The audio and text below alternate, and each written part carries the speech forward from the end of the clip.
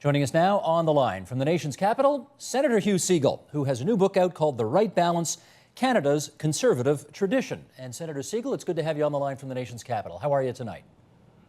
I'm glad to be here, and it's always a pleasure to be on TVO. Thank you for saying so. I want to start with a bit of a history lesson, because that's where you start in the book. I want to explore with you why you believe Canadian conservatism is not only different from American and European conservatism, but actually predates Canada. What do you mean by that? Well, Canada, as we know it, came together in 1867, but a lot of the major forces that shaped the Canadian conservative tradition, such as the Loyalists who came up 1775, such as the decision of Lord Elgin, who was a Tory Governor General who came in a couple of terms after Jack Durham, tried to consolidate a kind of basic respect for the duality of Canada, which has always been part of the national conservative message. He was actually, as a Governor General, who signed the reparations bill for rebels who had been part of the 1837 rebellion, but he respected the decision of the elected new Parliament of Canada, then the province of Canada, really Lower and Upper Canada together. By signing it, he affirmed the fact that in a democracy, in a representative parliamentary government, he certified the decisions made by others. He didn't make those decisions, a serious nursemaid role for Canadian democracy as we know it. So those are some of the things that transpired long before the negotiations of 1865, 1867 that actually made Canada essentially at its core what it is today before expansion to the West. So I think those are important elements, and I think it's helpful to understand those roots to Canadian conservatism and how they are very different from, for example, the Patriots in the United States in the 1770s, who actually expelled the Tories, who were in fact the Loyalists, because they wanted loyalty to the Patriots as opposed to loyalty to the Crown. The Loyalists themselves had been actively involved in democratic life, elected to state assemblies, elected to town councils, but when asked to make that choice, they chose the British experience, the North American experience, and at the same period of time, Quebec leadership was invited by the Americans to join in that rebellion, and they decided, because of the Quebec Act of 1774, that they would stay,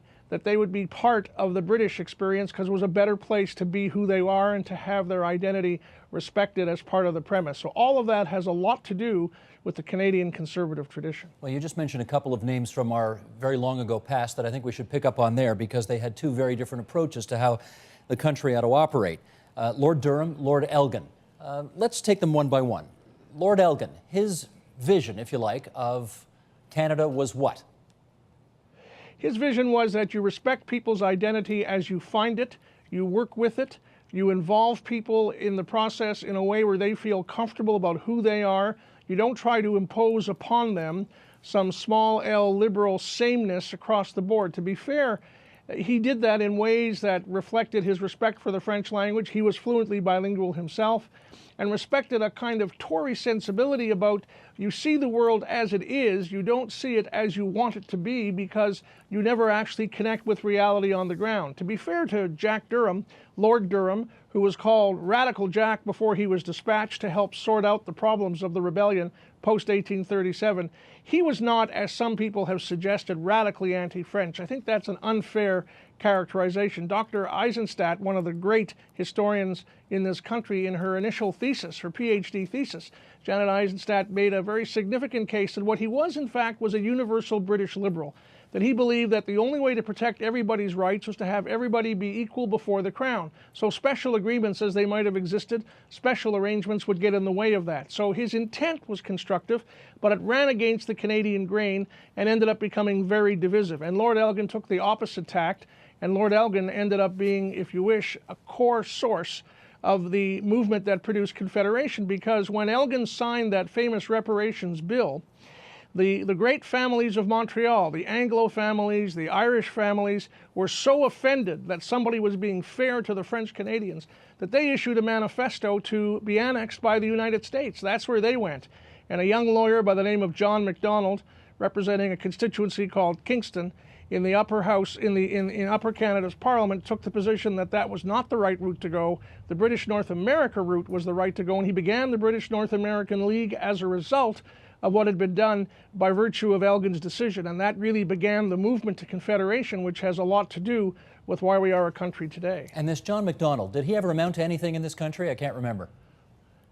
Yeah, well, the wonderful thing about John Macdonald, and you know, there's mythology, and he wasn't in any way a perfect politician. He made a lot of mistakes, and we have to keep that sense of balance. But the wonderful thing about him was that he led a party called the Liberal Conservative Party.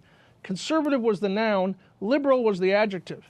And by that he was trying to make a distinction between the old Tories, who were about landed aristocracy, no change, hanging on to privilege, no modernization, and liberal conservatives, which he viewed as the way in which you move the country forward, in a way where you reach out, you build enterprise, you have a balance between nation and enterprise, between the national interest and opportunities to invest and make money, which are fundamental to any economy. And in that sense, he set the tone for a spirit of conservatism in Canada, which is remarkably different from the European model and very different from our friends in the United States. And going back to the radical Jack Durham and Lord Elgin divide, you pretty clearly in the book come down on Elgin's team on this one.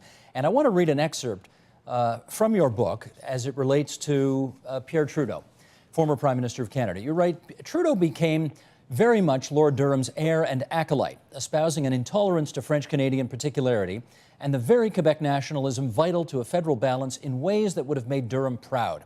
Much of Trudeau's intolerance was portrayed in English Canada as the strength to, quote, handle Quebec and keep nationalists in their place. As a result, Trudeau benefited from the least attractive tendencies displayed by a certain part of the non-Quebec population in 1968. Not even his stout and determined defense of official bilingualism, for which history owes him great credit, you say, dilutes his impact on increasing polarization and enmity in Quebec. It's as if Elgin's and Sir John A. Macdonald's worst fears almost came to pass under Trudeau's leadership over a century later, as they did when Jean Chrétien's continued insouciance in the face of legitimate Quebec particularity almost pushed the separatists to victory in the 1995 referendum. Now, this is the first of a few questions I want to ask you about former Prime Minister Trudeau, because you're quite critical of his, in your view, not accommodating the legitimate aspirations of French Canadians.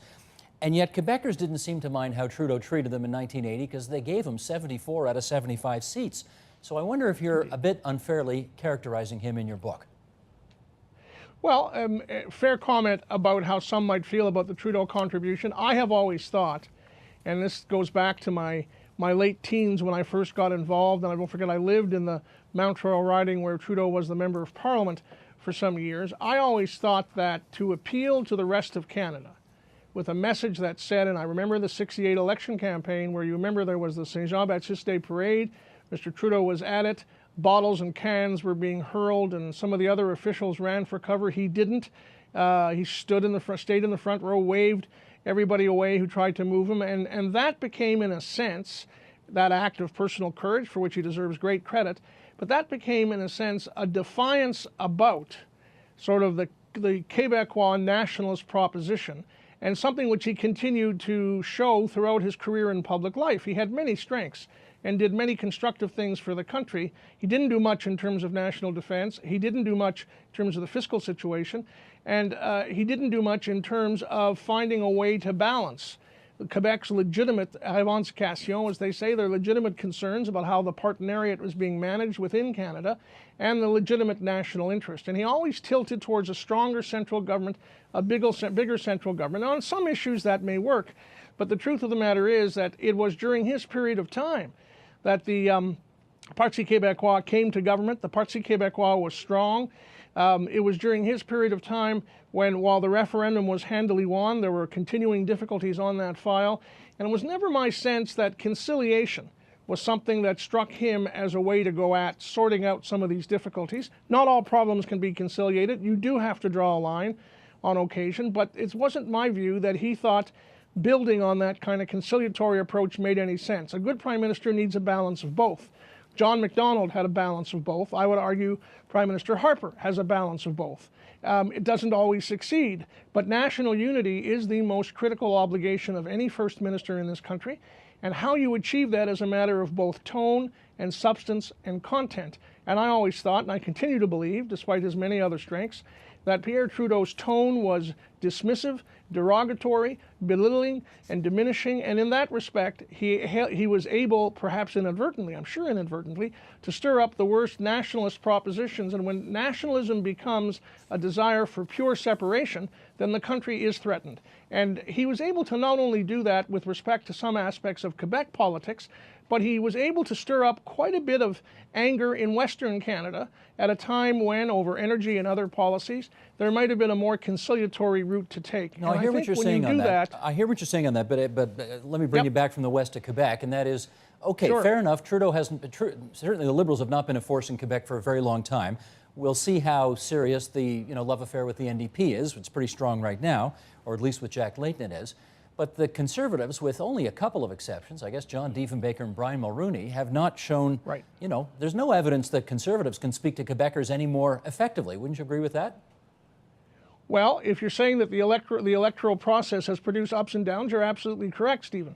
But I would argue that instinctively, when in power, whether it was Mr. Mulroney or whether it is, in fact, Mr. Harper now, or whether it was Mr. Davis when he was Premier of Ontario, or whether it was Richard Hatfield when he was the Conservative Premier of Newfoundland, there was always a notion that our Canada included Quebecers who were strong on their own culture, strong on their own identity, and that basic partnership, which goes back to 1774, is a fundamental cornerstone of our society.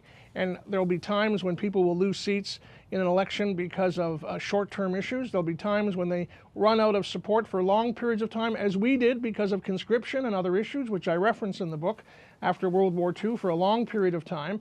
But the fundamental core concept of Canada either includes a Quebec that is comfortable with its own sense of identity and its own nationality and has a sense of protection with respect to its language and civilization, or it doesn't. And it was always my sense, and others may disagree with me, and there's a large group of historians who worship at the Trudeau temple on this issue. Always my sense is that he thought that that kind of nationalism could only be negative, was always unproductive, and never served the national interest, and I just disagree with that. Okay. Shakespeare said the rose by any other name would smell as sweet, or I think I'm close on that, would smell as something. I want to ask about a party by any other name, because you wrote something in the book that I think the Hugh Segal that I knew, maybe 10, 20 years ago probably would not have written, but you have written it.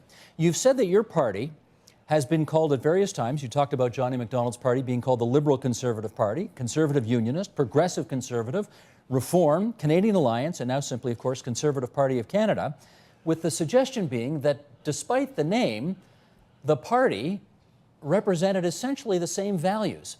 And you've got to know there are lots of people in this country. We saw it at your convention this past weekend. There's still a split in that party between old-fashioned progressive conservatives and old-fashioned, Reform Alliance types who don't think that one tent stands for the same values from time immemorial. Can you speak to that? I'd be delighted. If you go back through a bit of history with me, you will, I think, understand that to be a conservative, there's a wonderful story you will recall when Stephen Lewis stepped down as leader of the NDP in the House of Commons, and Robert Stanfield was paying tribute to him. David Lewis. I'm sorry. Thank you, David Lewis. And Mr. Trudeau was Prime Minister. And Bob Stanfield got up and said, this was just after the huge kerfuffle inside the NDP with the waffle. He said to David Lewis, "Don't be troubled by the waffle. Every party has within it groups who disagree with the leadership. In your party, it was called the waffle. In Prime Minister's party, it's called the cabinet. And in my party, it's called the general membership." So the notion of a conservative membership that is fractious, that has strong differences of opinion, is a part of our history. Sometimes those differences are managed well by prime ministers who are successful. Sometimes it is not managed well, and I think of Joe Clark, by prime ministers who are less successful despite their best efforts. But the truth of the matter is that in the Stanfield Party, which was very much a centrist conservative, progressive conservative party, we had a family caucus in the West. We had a large contingent from Western Canada that was for lower taxes, that was for smaller government, that was for a stronger investment in the military. People forget that when Stanfield in his day was in favor of a basic income floor, a guaranteed annual income, from the perspective of what's fair and efficient with respect to people who fall beneath the economic kind of line of poverty, people forget that in the dirty 30s, the old social credit movement, Bible Bill Aberhart and others, they campaigned for change and reform under a banner that said, doing away with poverty. That was their perspective, kind of a sort of prairie gospel proposition, which was not all that removed, quite frankly, from what Tommy Douglas was saying in the CCF at the same time. So there are these legitimate parts of the Conservative family. The first line in my book, as you know, is this is not about the present Conservative Party. It's about the pieces and the elements and the parts that form the Conservative movement over Canada's history and before Canada began, and linking them in a way which I hope helps readers understand how these diversions, these definitions that were different, these names in terms of party affiliation, these particular approaches to policy, while divergent at various times, ended up forming the same Conservative tradition. I think of Maurice Duplessis, who everybody hates. I don't hate him. I think if you do the history, you understand that Maurice Duplessis' Union Nationale Party that came together in the pre-war and post-war years was a party made up of left-wing liberals and nationalist conservatives who wanted to nationalize the private power companies, which Quebecers thought were raping and pillaging average people and small businesses in terms of electric costs. That's how they came together. And his classic slogan, on which he won many elections, M. Duplessis, namely, coopération toujours, assimilation jamais. We will always cooperate, we will never assimilate, goes right back to Lord Elgin, goes right back to the Meech Lake Accord that happened thereafter. The same principles come forward time and time again. And you know what? One of the greatest supporters of free trade in terms of voting groups were the voters of Quebec and the voters of Alberta, because they understood that the ability of their regions to do better as a result of a huge free trade agreement across all of North America would be enhanced. So we see these traditions continuing. There isn't complete coherence. There isn't always total agreement on every matter. But the question is, do you have sufficient agreement for a coalition to go forward as a national party to give Canadians a true alternative? That's the genius of what Peter MacKay and Stephen Harper achieved in 2003, what they negotiated. And the fact that as we speak, delegates are leaving the city or have left the city of Ottawa some days ago to reflect on the decisions that were made and whether or not all the terms of that agreement in 2003 should stay as fixed as they are, says that the party is vibrant, that people have an open sense of creativity and opportunity. Okay, and but you've I'm mentioned Stephen delighted Harper. with. You've mentioned Stephen Harper, and is it fair Yes, to say I did. that Stephen Harper represents the best traditions of progressive conservatism, which you feel are still alive in that big blue tent? I would argue that Stephen Harper represents the mix of conservatism today, both progressive and the kind that is more populist, to ensure that we have a viable national coalition. Because from the days of Diefenbaker, if you did not have an accommodation for the populist side of the spectrum, then you were not able to actually form a national government. Part of why we were out of office for 23 years at a time under Mackenzie King, or 16 years at a time after the two parties came apart, in a sense. The two parts of the party came apart. And what he concluded, and Peter MacKay on the progressive conservative side concluded, was that that indulgence of fighting over ideological differences was actually depriving Canadians of a strong national alternative, and the option of giving them that alternative had to become priority one, and that's what they did in 2003. Let me, you know, we've just been through a rather bruising election campaign that ended on May 2nd in a very good way for your party, and I want to read a couple of quotes here from their book, which say, you say one of Conservatives' core messages is, quote, you turn foes into allies by reaching out, not closing in. You embrace tomorrow by refusing to be a prisoner of yesterday. You leave being mean to others. You also said, we believe, I see you smiling already, we believe that civility and having room to maneuver in economic and social terms matter. Okay, I want to know how all of that, you leave being mean to others, and we believe in civility and, you know, all of that stuff. How is that consistent with he's just visiting, he didn't come back for you, and all that other mud you threw at Michael Ignatieff for 37 days, and actually for a couple of years before that? Right. Well, it's a fair question, and I think you get a tone to our national politics where the things that are said by one side evoke things that are said by the other. And I think everybody now, you're hearing from the folks in the House of Commons, a desire for a greater civility that might produce more debate about ideas and options as opposed to attacks on individuals. And I think Stockwell Day made a speech at the Tory convention making the same case. You and I know from the experience at Queen's Park, which we shared, is that when you're in a minority government, the levels of tension, the levels of animosity, the levels of angst about an election happening at any moment often produce what I would call a diluted civility between the parties, between the organizations. We saw some of that. You can recall all the secret agenda stuff that was thrown at Mr. Harper over the years.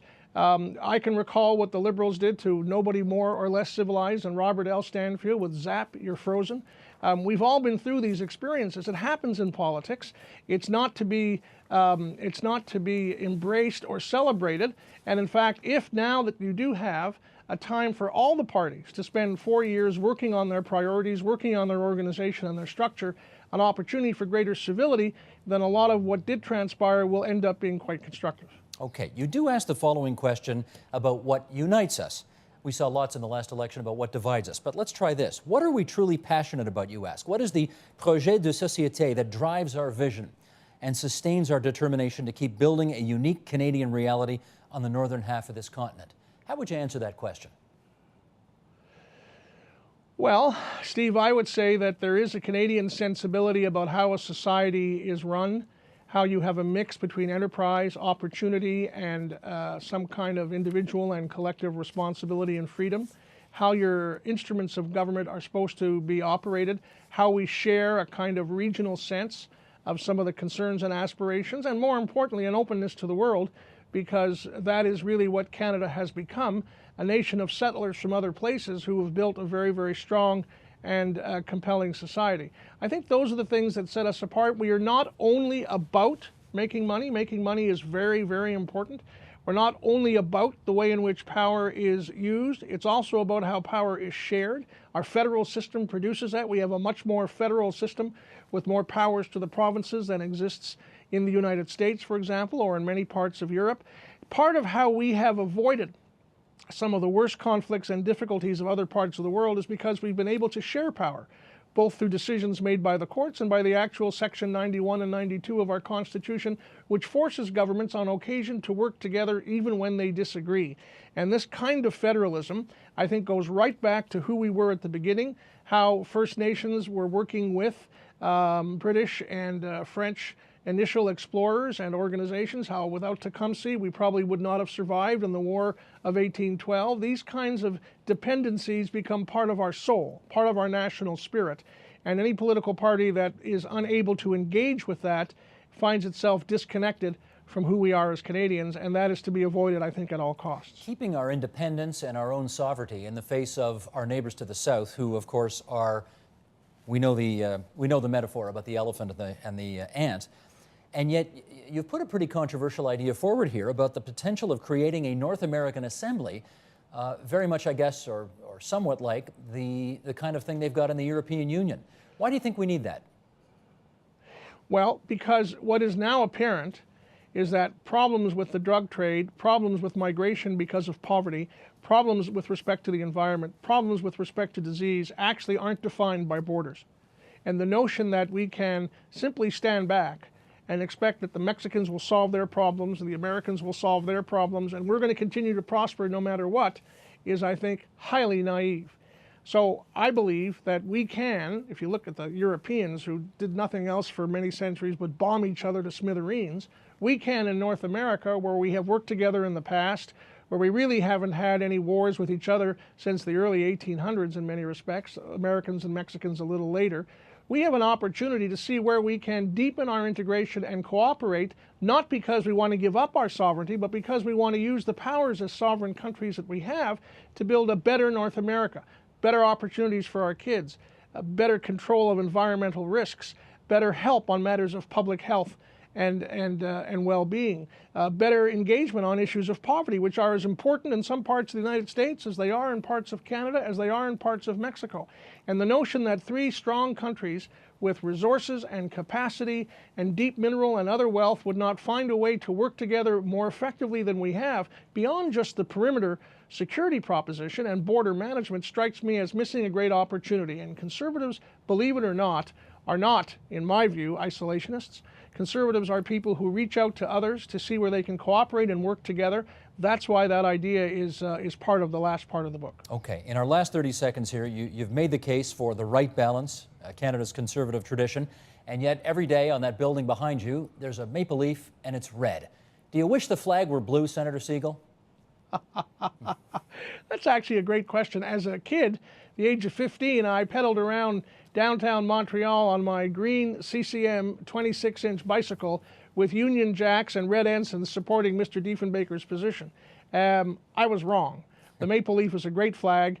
It sets us apart across the world. People know exactly who it is when they see someone with that flag on their shoulder or on their backpack, and I think Mike Pearson made the right decision, and John Diefenbaker, who of course I worshipped as a young man, was wrong on that, and I think we're better for the decision Mike Pearson made. Senator Segal, always good of you to come on TVO and talk to us about your thoughts. The right balance, Canada's conservative tradition, is your latest foray into the field, and we're grateful for your time as always. Thank you.